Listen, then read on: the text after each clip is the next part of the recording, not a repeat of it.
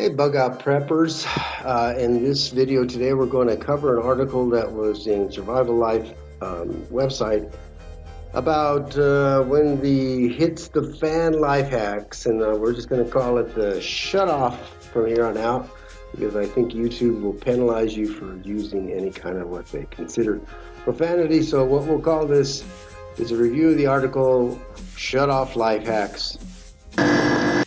So life hacks are essential in our daily life, but they are more useful when the shut off.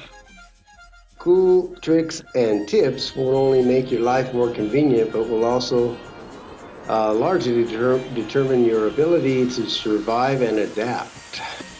So you're about to discover some life-changing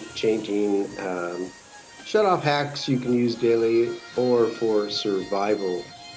Let's learn some awesome tips and hacks which will impress even the most experienced prepper. Well, maybe not, but you guys be the judge of it.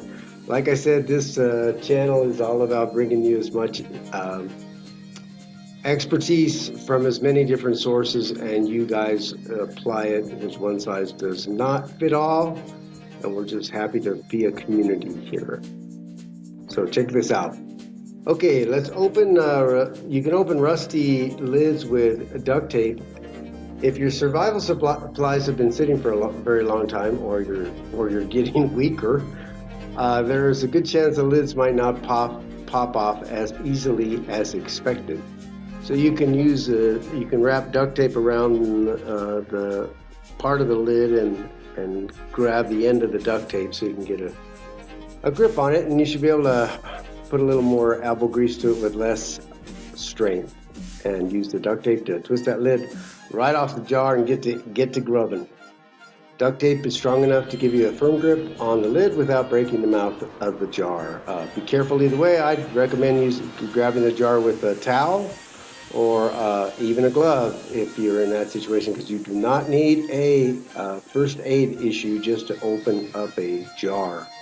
Keep that in mind. Now I found this is an interesting part of the article where he talks about creating arrowheads out of unused keys. This is a great idea as a backup home defense strategy, and it could very well be somewhat clever. Make sure they're not your keys that, like for your car. I suppose that goes without saying. Before starting making arrowheads out of keys, mark where you need to cut the key first with a small saw. And I would just suppose, make sure, this might go without saying also, but have a bow if you're going to make arrowheads, or at least plan on getting a bow, because if you're going to spend that much energy on making arrowheads, you better have a facility to make a bow. So you file the rough edges away to smooth them, and there you have your, I'm sure you get better at it. As if you had to get better at it, this is obviously sort of a really, when the shut off really hits, if you're having to make arrowheads, it's pretty dang serious out there. But it's not a bad hack, because it's another way to think ahead. No candles? You have no candles? Now, first off, you should have candles. However, if you don't, use crayons instead. Now, of course, maybe you won't have crayons, but if you don't have maybe you have crayons, but at least it's, again, using your head. Don't give up just because you don't right away solve the situation. You adapt and look for solutions. Crayon. If you do not have candles in your survival supplies, you can always light these crayons up as an emergency light source. Crayons will only burn for 30 minutes with their wrapper, so better use the time to get a permanent light source. So if you light a candle up, you only got one candle, it's going to burn out pretty fast and not going to give you very much light, but it is something. Now, this is good, emergency rescue blanket, duct tape, and toilet paper can help set broken bones life hacks. So let's read on. This hack is another reason why duct tape should be a survival gear staple in your kit. Okay, you're running from the zombies and you hurt your ankle. Secure the bandage area with duct tape, avoiding any hair, and then make a sling with the sticky sides down. This makeshift splint will give you an ease of injury even if you cannot make it to the hospital. Hey, stash emergency cash in your phone case. That's a hack, you know. You can also always get a little bit in there and know that you're carrying a 20 or a 50 something, even a fiver in an emergency. You can make one for yourself or get a personalized phone case. You can stave off frostbite with baby oil survival tips. Now, mineral oil could be used for a lot of different things. Simple baby oil can go a long way when it comes to saving your skin in extreme weather. Its lubricating properties can also act as a barrier against the cold. It is strong enough to fend off facial frostbite. Well, I put on several layers before I tested that theory, but again, being outside of the box and learning to adapt, Improvise a safe tick removal. So this is how to remove a tick.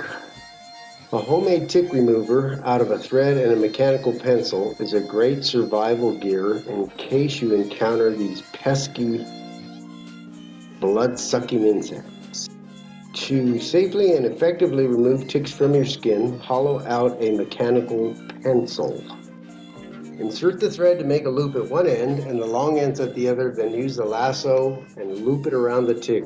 Wow, that's that's the tick rodeo there. Once you've managed to lasso the little bastard, pull the long ends to tighten the noose and remove the tick out. Carry all your water in one trip with the stick.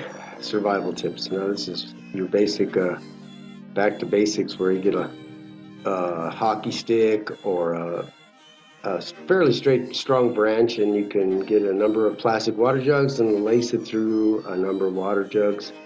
And you and your partner can carry many more. Turn lemons into power. Now this takes me back to probably 7th grade science class. Did you know you can get the juice from lemons, but not just the sour kind? Get it? The juice for when you need juice. So he calls for rolling the lemon first before cutting 2 slits, enough to insert a dime in one and a penny in the other. And you take a wire from each, I suppose. You could test the electric power using a multimeter if you have a multimeter around. That's not a bad tool to have somewhere in the house. Just as part of the long range prepping. So you want to be able to make a do-it-yourself fishing kit. You need fishing line, hooks, sinkers, snubbers, and artificial bait. So, just have that around. Even if you're not a fisherman, just go get a little do-it-yourself fishing kit and lines and hooks, and put them somewhere in your kit, somewhere in the long range kit. Just get it. And I guess come time to get a long branch, thin enough to act as a rod, but not too thin. I guess you can figure that one out pretty simply. And pick up snubbers, which are bumpers, and it'll save your rod, save your whole rig. And of course, you can get the rest of the materials at any local fishing or outdoor store, or you can visit a number of places that would carry this. Walmart would have it.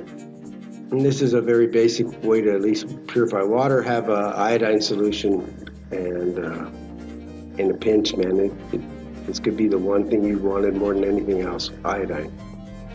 It'll help purify the water and even remove nasty smells. Not totally, but so you can safely drink it. You still, if you're taking it from a pond or something like that, man, strain the crap out of it as much as you can to get the bigger chunks of what the hell else out of the way first.